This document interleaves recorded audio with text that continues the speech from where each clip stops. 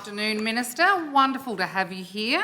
And you're right, there is a lot to be proud of in the agriculture industry and sector in this state. So why then is the funding remaining flat? It's a growing sector, and the funding for AgVic and biosecurity, fruit fly, is there increased funding there? It just appears that even though it is a incredibly important sector to this state and nationally and internationally with food and fibre security, the investment's just not there. I don't agree with the suggestion that the investment isn't there. As we have both said, there's much to be proud of. There is a huge amount of really great work going on, and there is investment to back it.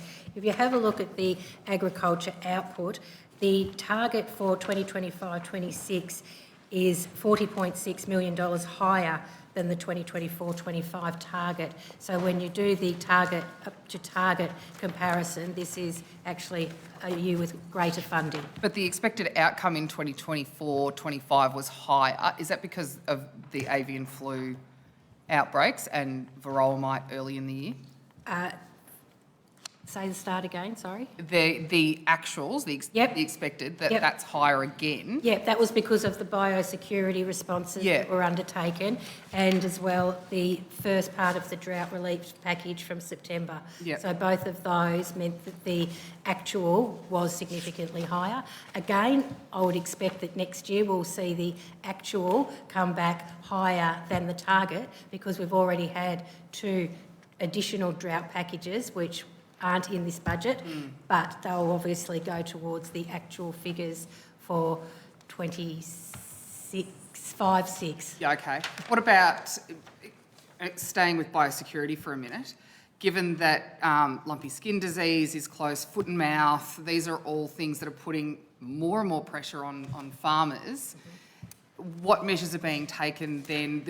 Last year, on the 17th of May, in this committee hearing, it was said that there was significant work to enable surge resourcing as far as biosecurity goes.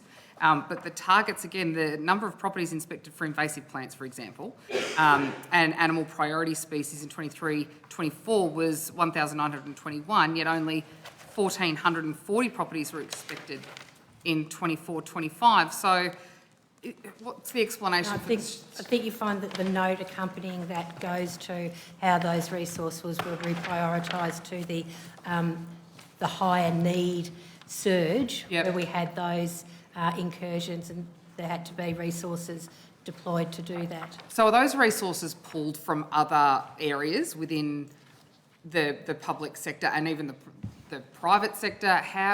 What enables that surge capacity? Because it's a mix. Yeah, okay. So, there is an internal surge where AgVic staff will go often to where the incursion has occurred, where the issue is. They will go there. Broader DECA staff do as well. There's also a large number of vets that get brought in. So it really is a combination of AgVic, broader department, other government resources and private.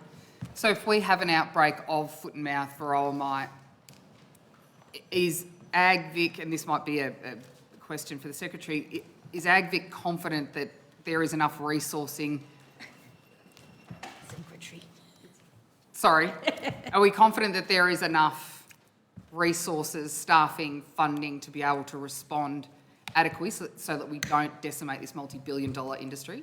Yeah, I think as the Minister was alluding to, what we've seen is a significant uplift in the output for biosecurity during the course of this financial year against the original budget to respond to those diverse threats, including varroa mite, the tomato brown rugose fruit virus, and of course the threats of avian influenza and that outbreak that occurred there after we had just achieved our clearance from the previous avian influenza outbreak. We've done a lot of work in relation to our biosecurity strategy, and particularly around emergency animal disease, looking at both workforce planning and also our capacity to manage the first day of an outbreak and subsequent planning.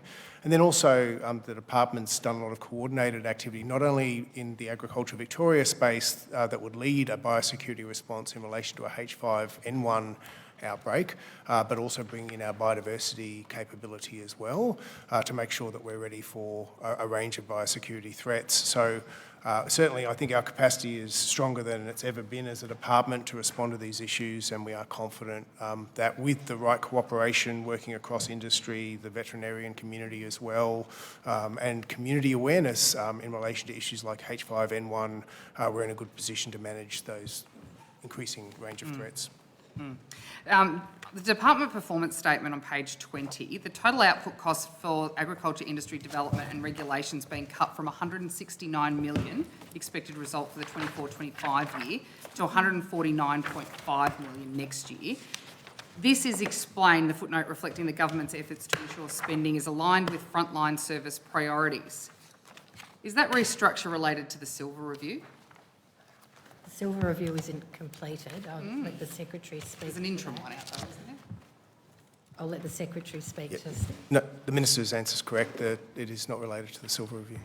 How many jobs and services then are being cut as a result of this funding cut? So maybe the best answer I can give you is to talk to the level of Agriculture Victoria staffing at the moment. And so, as reflected in the questionnaire, there's 1,086 staff estimated in as our final end-of-year outcome for June period in agriculture, as opposed to 1,032 at the end of the previous year. So there's been... What about moving forward into next year, given that funding cut?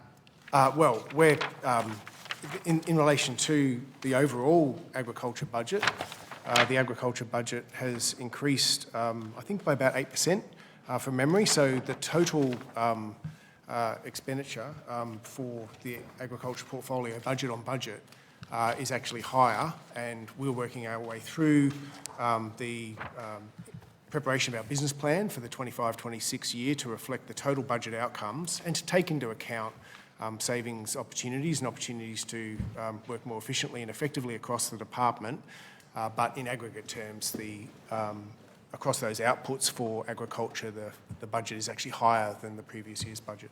But the agriculture industry development regulation is cut from 169 as the expected result for last year to 149.5. Yeah. And the Deputy Secretary is probably best placed to answer on. Yes, thanks, Mr. Burnham. So I think that reflects in any one year, as the Secretary said, that's a sub-output of the entire output. In any one year across the different programs in agriculture, we'll have things that come on as new initiatives, like drought, as the Minister was saying before, and there's other projects that reach their natural conclusion. There has been a few programs in this particular sub-out in that boat. So the horticultural netting trial scheme, some grant programs, and some climate-ready agriculture initiatives. So no job Thank cuts? you, Ms Jones. The